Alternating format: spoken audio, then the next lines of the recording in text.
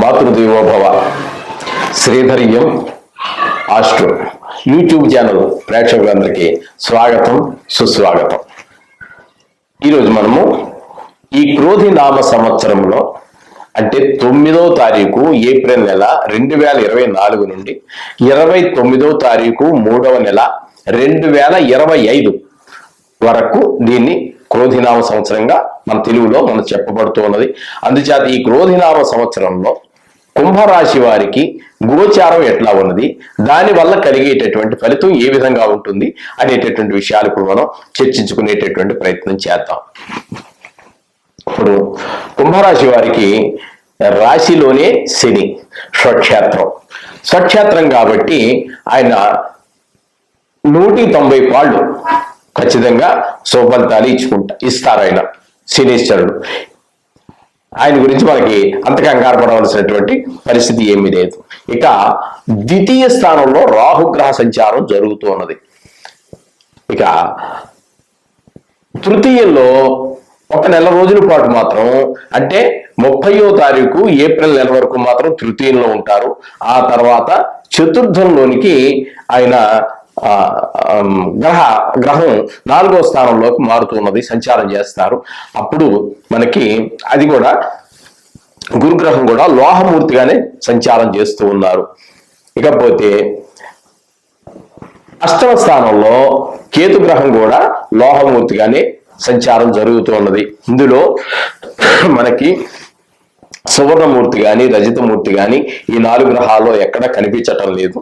అయితే ఇక్కడ మనకి ఇందులో ముఖ్యంగా శనీశ్వరుడు మాత్రం కొంచెం స్వక్షేత్రం కాబట్టి మనకి కొంచెం ఈ రాశి వారి కుంభరాశి వారిని చాలా వరకు కాపాడుతూ ఉంటాడు. మిగతా 3 గ్రహాలు కూడా అంటే సుదీర్ఘకాలం ఉండేటటువంటి, అంటే సంవత్సర కాలం పాటు ఉండేటటువంటి గురుగ్రహ, శనీశ్వర గ్రహ, రాహుగ్రహ, కేతుగ్రహాల్లో శనీశ్వరుడు మాత్రం మనకి కాస్త సంపూర్ణమైనటువంటి ఫలితాన్ని మనకి ఇచ్చే అవకాశం ఉన్నది. ఆ విధంగా ఈ 4 గ్రహాల గురించే మనం చెప్పుకుంటున్నాం. కాబట్టి ఇక్కడ మనం చెప్పుకున్నటువంటి అంటే చతుర్థ స్థానంలో గురువు ఉండటం వల్ల వీరికి ఎన్ని చెడ్డలు జరిగినప్పటికీ కొన్ని విషయాల్లో కొన్ని మంచులు జరుగుతూ ఉంటాయి. చతుర్థ స్థానం కాబట్టి అక్కడ గృహం నిర్మాణ విషయంలో కానీ, గృహానికి సంబంధించి రిపేర్ ఏమైనా కొన్ని మార్పులు చేర్పులు కొన్ని ఇట్లాంటివి ఏమైనా చేసుకునేటువంటి అవకాశం కూడా మనకి గురువు కొన్ని విషయాల్లో అనుకూలించకపోయినప్పటికీ ఆ విషయాల్లో అనుకూలిస్తూ ఉంటాడు. అలాగే కొంచెం స్థాన చలనం కూడా మనకి గోచరిస్తూ ఉన్నది. అలాగే కొంచెం ఇంటికి దూరంగా, భార్యాబిడ్డలకి కొంచెం దూరంగా వృత్తిరీత్యా, మరో కారణాలు కాదు, వృత్తిరీత్యా ఆ విధంగా ఉండాల్సినటువంటి పరిస్థితులు వస్తూ ఉంటాయి. అదే విధంగా డబ్బు ఎంత ఈజీగా వస్తూ ఉంటుందో అంత ఈజీగాను ఖర్చు అయిపోతూ ఉంటుంది. అయితే మనకి ఈ విషయం ముందుగానే ఆదాయం 14, వ్యయం 14లోనే మనకు తెలిసిపోతుంది. ఇలా వస్తూ ఉంటుంది, అలా పోతూ ఉంటుంది, ఇలా వస్తూ ఉంటుంది, అలా పోతూ ఉంటుంది. అందుచేత ఈ ఖర్చులు కూడా అధికంగానే ఉంటాయి. తద్చేత తస్మాత్తు ఈ ఖర్చు పెట్టే విషయంలో చాలా కష్టంతో వస్తూ ఉంటుంది. డబ్బు ఎప్పుడైతే కష్టంతో వచ్చిందో డబ్బును ఖర్చు పెట్టే విధానంలో కూడా చాలా మనం ఆచిచూచి అడుగు వేసుకుంటూ ఉండాలి. అంటే మనకి ఎక్కువగా సునాయాసంగా డబ్బు సమకూరేటప్పుడు మనం సునాయాసంగా ఖర్చు పెట్టచ్చు. కానీ అతి కష్టం మీద వచ్చినప్పుడు దాని యొక్క విలువ మనకు తెలుసు కాబట్టి దాన్ని చాలా జాగ్రత్తగా పొదుపుగా వాడుకుంటూ ఉండాలి. మొత్తం మీద మీరు ఎన్ని చేసినప్పటికీ ఈ సంవత్సరం గోచార రీత్యా ధనం చేతిలో, జాతక రీత్యా చూసుకున్నాం అది వేరే విషయం, గోచార రీత్యా మాత్రం ఈ ధనం చేతిలో నిలబడడం అనేది లోటైతే రాదు, కానీ ఇలా వస్తూ ఉంటుంది, అలా పోతూ ఉంటుంది. ఏ పని ఆగదు ధనం గురించి, అంచేత ఆ విధంగా జరుగుతూ ఉంటుంది. ఇక ఏ పని మొదలెట్టినప్పటికీ కూడా అతి కష్టం మీద పూర్తి చేయగలుగుతూ ఉంటారు. విద్యార్థులు కావచ్చు, వ్యాపారస్తులు కావచ్చు, ఏ రంగాలలో ఉన్నటువంటి ప్రజానీకమైనా కూడా వారి వృత్తుల్లో చాలా కష్టపడితే గానీ ఫలితం రావడం చాలా కష్టం. కష్టంతోటే ఫలితం వస్తుంది. అంతా మామూలుగా కొన్ని సందర్భాలలో తక్కువ కష్టంతో ఎక్కువ ఫలితం వస్తూ ఉంటుంది. కొన్ని సందర్భాల్లో గ్రహగతులను బట్టి ఎక్కువ కష్టపడితే గానీ తక్కువ ఫలితం కూడా రాదు.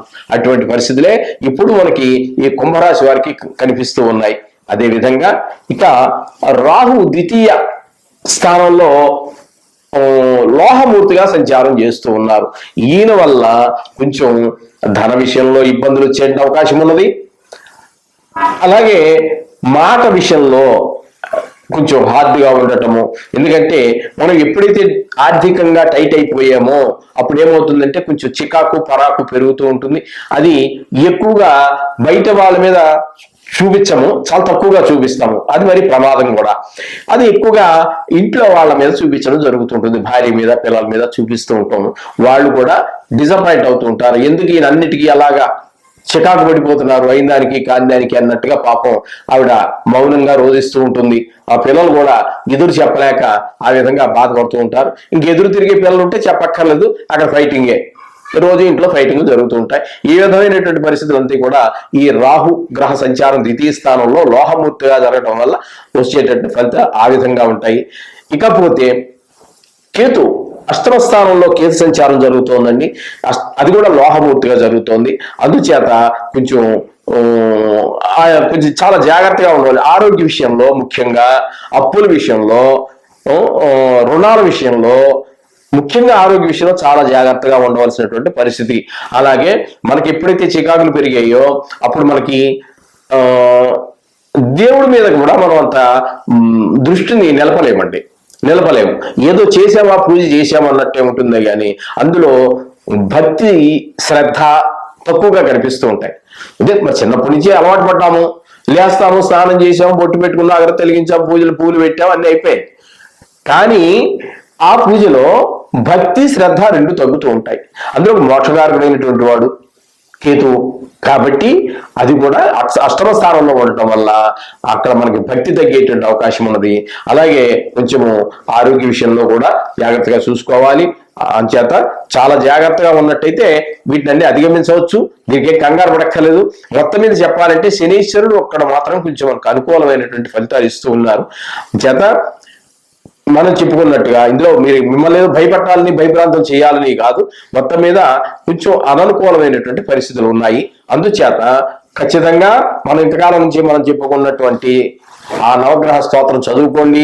అలాగే విష్ణు సహస్రనామం చదువుకోండి. లేదా మీ ఇష్టదైవం ఎవరైనా సరే, ఏకో విష్ణు మహద్భూతం పృథుభూతాన్ని అనేక సహ, ఏ దేవుడైనా కానీ అందరూ ఒకటే, అది వేరు ఇది వేరు అని అనుకున్నారంటే అందులో మనకు పరిపూర్ణ జ్ఞానం లేదని అర్థం. అంచేత ఏ దేవుడైనా ఒకటే, బంగారం ఒకటే. మీరు ఉంగరం చేయించుకున్నారు, నేను గురించి చేయించుకున్నా, ఆయనేమో బ్రాస్లెట్ చేయించుకున్నారు. అందుచేత ఏ దేవుడైనా పర్వాలేదండి, భక్తి శ్రద్ధలు చూపించండి. ఆ దేవుడు మన 24 గంటలు కాపాడుతూ ఉంటాడు, మన వెనకే ఉంటాడు, మనతోటే ఉంటాడు, మనలోనే ఉంటాడు. అందుచేత మీరు ఏమాత్రం దీని గురించి భయపడక్కర్లేదండి. జరగాల్సింది జరుగుతుంది. దాని యొక్క ప్రభావం కూడా మన ఈ నవగ్రహ స్తోత్రాలు, దేవు ప్రార్థన వల్ల అన్ని పరిస్థితులు చక్కబడతాయి. ఆ విధంగా కనుక మీరు చేసుకుంటూ ముందుకు వెళ్ళినట్టయితే మీకు అన్ని సమస్యలు బాగుంటాయి. దీని గురించి ఏం భయపడక్కర్లేదండి. ఒకవేళ చేసుకోగలిగిన వాళ్ళు ఉంటే, సంవత్సర కాలం కాబట్టి చేసుకోగలిగిన వాళ్ళు, ఆర్థిక పరిస్థితి బాగుండి ఉన్నటువంటి వాళ్ళు ఎవరైనా ఉన్నట్టయితే అటు రాహువుకి, కేతువుకి, గురువుకి కూడా కాస్త జపశాంతం చేయించుకోండి. అది లేదు అనుకుంటారా మామూలు వదిలేసేయండి. ఏదన్నా నవధాన్యాలు తీసుకొని రోజు ఎలాగా మన శ్లోకాలు చదువుకుంటున్నాం, వారంలో ఒక రోజు గుడికి వెళ్ళండి. ఆ రోజున కాస్త ఒక చెంబు నీళ్ళు అందరూ నవగ్రహాల మీద పోయండి. ఈ నవధాన్యాలు తీసుకెళ్ళి అందరి పాదాల దగ్గర వేయండి. ఓ 10 రూపాయల పువ్వులు తీసుకెళ్ళి అన్ని పిల్లల దగ్గర పెట్టండి. మీ యొక్క బాధని దేవుడి దగ్గర చెప్పుకోండి. ఎవరి దగ్గర చెప్పొద్దు. వాళ్ళు మీ బాధ తీర్చరు కదా. మీకున్న బాధని 10 మందికి దాన్ని ఇంకా స్ప్రెడ్ చేసి 1-4 కలిపేసి మన అవమానాలు పాలు చేస్తారు. దేవుడితో చెప్పుకోండి. దేవుడితో చెప్పుకుంటే మన బాధలు తీరుస్తాడు.